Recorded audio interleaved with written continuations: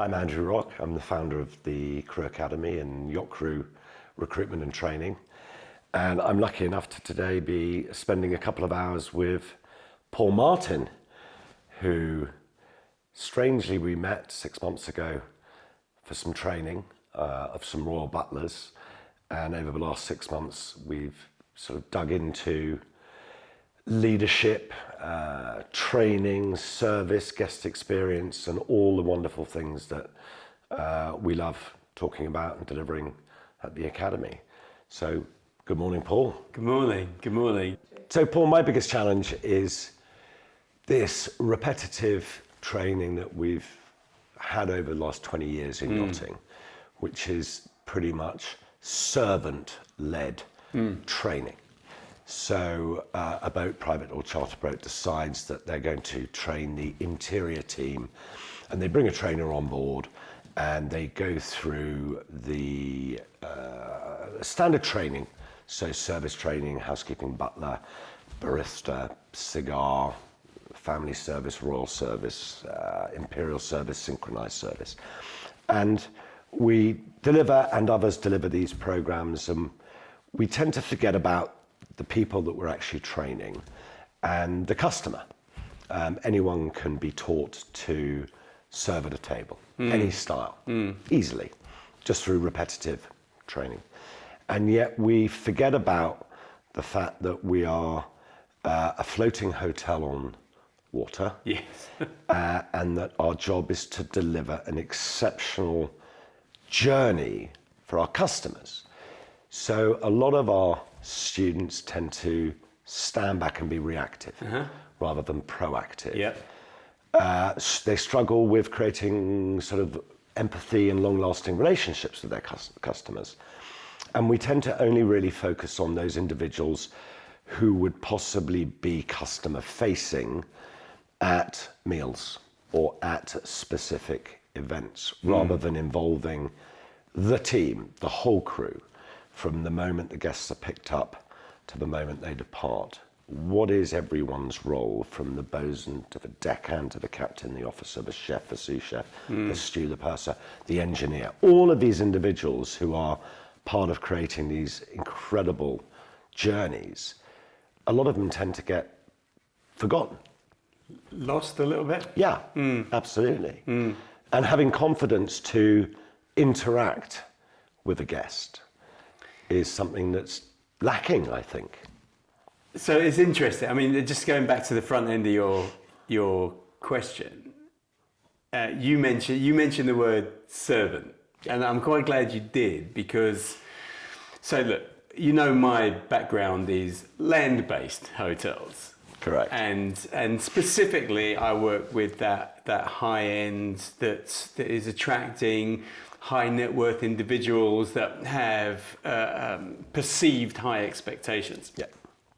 Here's the really interesting thing about why so many of the very best hotels still act like servants. And so all the other things that you were telling, I'm going to explain what that is in a second, but all the other things that you were talking about then and that you referred to in terms of behavior and getting lost and not really having the confidence to stand up and just being there, almost like that old sort of child adage, you know, be seen and not heard, and that whole idea is rooted in this old-fashioned idea of what great service is. Yeah.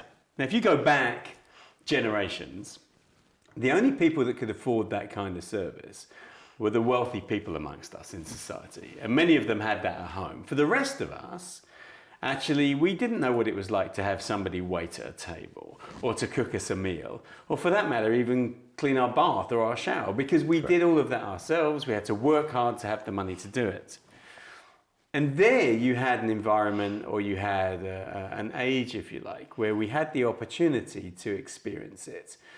And we had the opportunity to experience it by saving our money, and maybe for 1 week a year, or one night, in a year, absolutely, spend that money on going and staying at a fantastic hotel.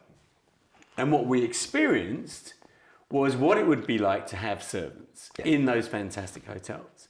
And that meant that the service experience was all based on the idea of being a servant. In other words, if you were at a stately home, I would be a butler and I'd be calling you sir or madam, and I'm nodding and I'm quiet unless you speak to me. And if you ask for something, I bring it to you. But that's what I do. Yeah.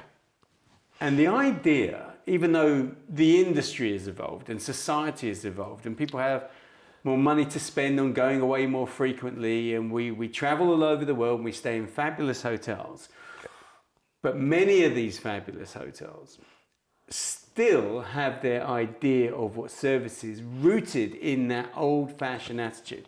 Now, it doesn't mean that they're acting entirely like servants that you might see in Downton Abbey or something like that. But it still informs the basis of what they do and how they do it. So essentially, even though now people are better educated, they are trained better, and I guess we'll talk about this later, but more money goes into training their staffs. Whether that's enough, we can get to later. Another part of the conversation. But the fact of the matter is that they're still reactive and passive. I call it passive and reactive. And that means that everything is still very much led by the guest. So we're still waiting for the guest to tell us what they want and when they want it. Or if there is something that they particularly have in mind, they're going to tell us. We won't go looking for it. And so it means that we're passive in that respect. Our service is passive, always waiting for instruction. And then it responds to the situation. So you ask me, you say, can I have a glass of wine? I say, yes, of course, sir, and I bring you a glass of wine. Yeah. What we want in order to deliver exceptional experiences where the people delivering the service, if you like, are not servants. Correct. But they're shaping the experience. They're actually guiding and leading and actually generating experiences that the guests don't expect. We need them to be two things. One is proactive, and the other is opportunistic. And when I say opportunistic, I mean in every interaction between a guest and somebody that is there to provide them with a service, there is an opportunity presented by the guest. To make that experience better. To make that experience better. The question is, do we see it? And in most cases, we don't see it because we're not used to behaving this way. Let me give you an example. Imagine I'm a bartender and you come to the bar and you say to me, I say, yes. Hello, sir, what can I get you? Oh, I'd love a virgin mojito. Okay, virgin mojito. Perfect. Take a seat. I'll just make your mojito and off I go. This is passive and reactive. I've been polite. I've greeted you nicely. I've offered you to take a seat while I make your drink. But all I've done is I've waited for your instruction. Correct. But your instruction actually is an opportunity. And if you're thinking proactively and you have the knowledge because you're a professional and you have the skills, if you're going to say to me virgin mojito, does that trigger any thoughts in my mind? Could I say to you, for example, actually, you know what? I can do you a great virgin mojito, but if you're interested in that sort of drink, I've been working on my own signature variation on that, which includes X, Y, or Z. Then what's happened is something dramatic. I've seen your order not as an order where I have to just give you what you want. I've seen it as an opportunity for me to offer you more than you expect. And also for us to develop a relationship, dialogue and empathy and shared experience. Absolutely. So now the relationship between us is very different. I'm not your servant. I'm another human being whose job it is to give you a great experience. So you now see me in a different way. And actually, the better I am at doing this, the more you see me as a professional who you will put your trust into. So now I bring you something that you've never tried before. But now I'm leading as well, because what if you don't like it? That actually is not the point, because if you don't like it, you're going to say, it's not really for me. Now I can either go back to being passive and reactive because I don't have the confidence, or I can see that as another opportunity to say, well, look, okay, we're on the right track maybe. We know you like mojitos. What didn't you like about this? Maybe what do you prefer? Now I got just the thing for you, and I'm still leading, and I'm not letting you go back, because the theory is this. If you've ordered a virgin mojito from me, the chances are you've had 1,000 of them before. So what's the point in me just giving you what you want? Because do you know what you want? You only know what you like in that moment. Correct. How about if I introduce you to something else that you might like even more? And worst case scenario, if I can't do that, we can always go back to making you a virgin. So it doesn't. People often say to me when I'm running training courses, well, what if I suggest something that they don't like? That's not the point, because what you're doing is you're giving them a better experience. Yep. And whether they like it or not is not what it's about. It's the fact that you're brave enough to say, here, I've got another idea for you. Why don't you try this? This is a really simple premise. And once we start to get it, then it opens the door to all levels of transformed experience for any kind of guest. So whether that's in a top-end hotel, and I've worked with some of the most iconic hotels on our planet, or whether it's a fabulous ship sailing across to the Bahamas, it doesn't really matter. It's still the same opportunity with the same kind of guests.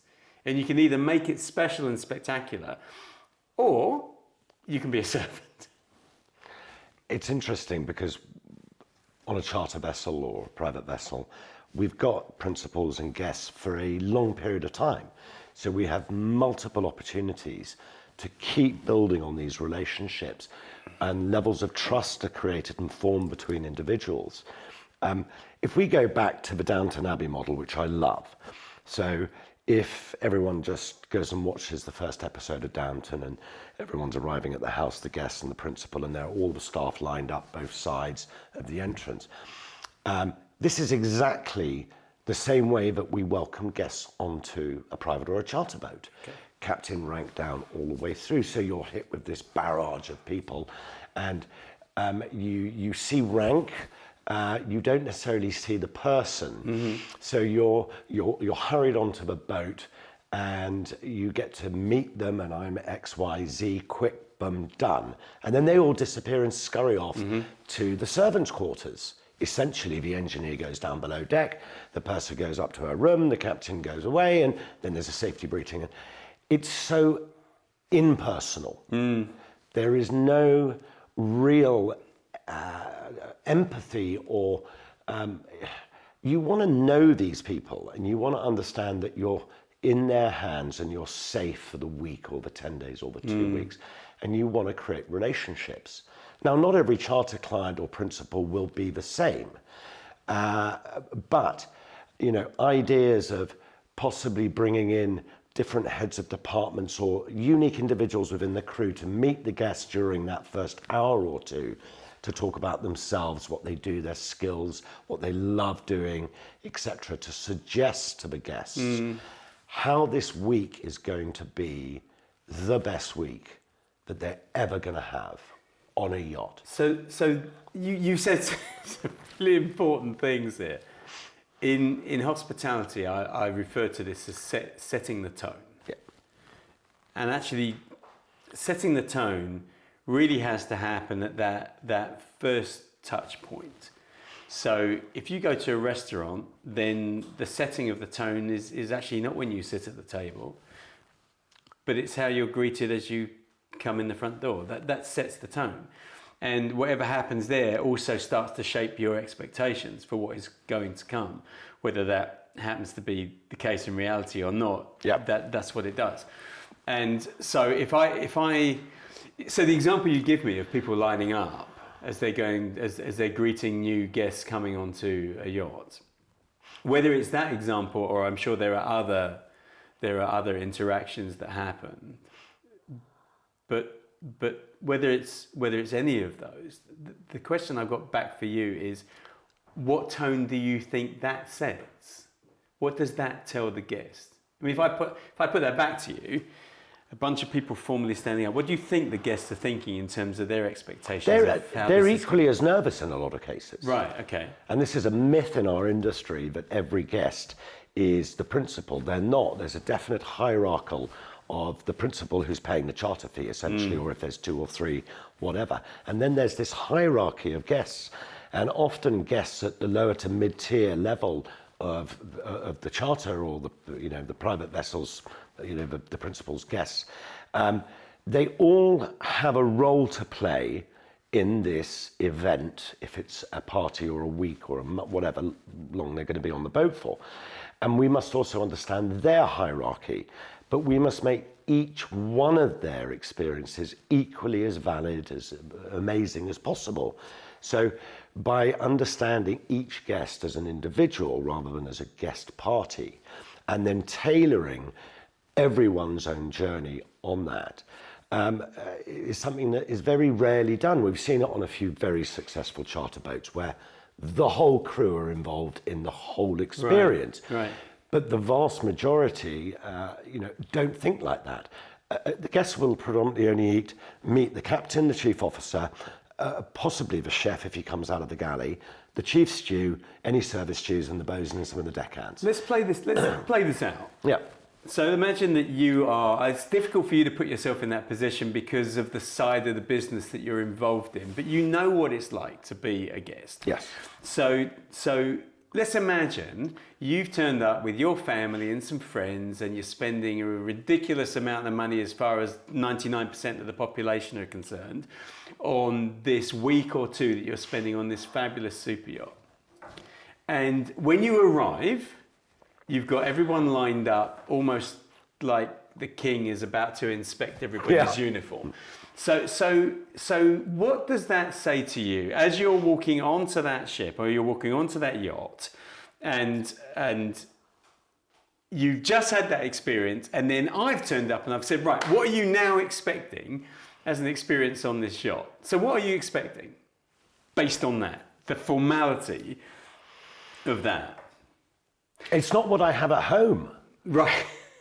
And I don't necessarily believe that any of our clients, when they arrive back at their residential properties, all the staff line up. It just doesn't happen. So what do you want? What do you want? Okay, so let's give an example. We charter a gullet every year as a family. Right. And there are 18 of us. So we all pay the cost share, but I'm the principal charter client because I signed the contracts. Yeah. I don't want to make all the decisions during the week. Let's be clear. And I think that's the case of a lot of principal charter clients. They don't want to be involved in all the decision making. So let's flow that through all of the guests. Let's find out what everyone loves doing. And then let's allocate them, people within the crew and the team, to basically look after them and manage their journey. Why are we not allocating the junior deckhand to some of the younger kids? Why is it the bosun's role to manage everything on deck? Let's match people to people. When you look at 12 guests, each one of the guests will be a totally different human being. And this individual, this lady or gentleman may be quite technically orientated or have an engineering background. Well, why can't they create a relationship with the chief engineer or the ETO? Anywhere where we can speak similar languages with our guests creates empathy, creates relationships. And ultimately, any boat wants guests to be happy, to re-sign the next year's charter, and also to leave a whopping good tip. Not a tip that's mandatory 10%. It's bizarre, I struggle with this, where, as a charter client, I'm expected to leave, X amount of thousands of euros on the gullet at the end of a trip, even if it's a shit trip, pardon me. Right. I should feel obligated, depending on my experience, and if it's a brilliant experience and all my guests have enjoyed it, well then let's reward the crew appropriately. So there's two things there. So I don't want to lose these because they're actually two different areas. So tips, I definitely want to talk about the psychology of why people tip. Yeah. And the difference between wanting to do so and feeling obliged to do so. But let's come back to that because the other bit before that was about making people happy. Yeah. If you talk to anyone in the hotel industry and you say to them, right, what's your job? They'll give you a whole load of different answers depending upon what their role is. In other words, they might say, well, I'm the managing director, or they might say, actually, I'm a bartender, or I work as a kitchen porter. But that's not their job. That's their role. Their job is the same. Everyone's job is the same in hospitality, and that is to make their guests happy. And this is not your version of what you think happiness is, but it's to find the way to make different people happy. A huge cross section of people, ages, cultures, cultural groups. Yeah. If we have a prescribed way of making people happy, it's going to fit some people and miss a load of others. But if we have a culture which is understanding human beings and connecting with them on a level which still maintains the fact that I've got a job here to do to look after you, I'm not going to cross that line, but I'm not going to be so ridiculously manacled to an old-fashioned idea of what great service experiences are, so that this is what you get regardless of who you are. Once you get the freedom, then it can become everything to everyone. But we're talking about a culture. We're talking about how do you establish a culture within any hospitality environment where people have the confidence, freedom and autonomy within a accepted framework of where you have to operate within, as opposed to stepping outside of that, that will allow you to be able to deliver personalized experiences to whomever. You gave an example of why couldn't someone who's interested in engineering go and take a look around? That's one of a million examples. And yes, why can't they? There's no reason why they can't. The only reason why it doesn't happen is because the people delivering those experiences aren't thinking, did somebody just mention something about, I don't know, being interested in engines? Is that an opportunity to step up and say, sorry, I heard that you're a little bit interested. Maybe at some point you'd like to take a look at the engine room? What is that? Does that sound like amazing service? On the surface, no, it sounds like an obvious thing to do. But actually changing people's behaviors from being subservient and servant-minded, where you wouldn't do that, to thinking that's an opportunity to step in and say, actually, when you've got a moment or two, you might love taking a look at our engine room. It's fantastic down there, just because that's right in that moment for that person. But the other thing is, it's not just the engineer in that scenario who should be having that conversation.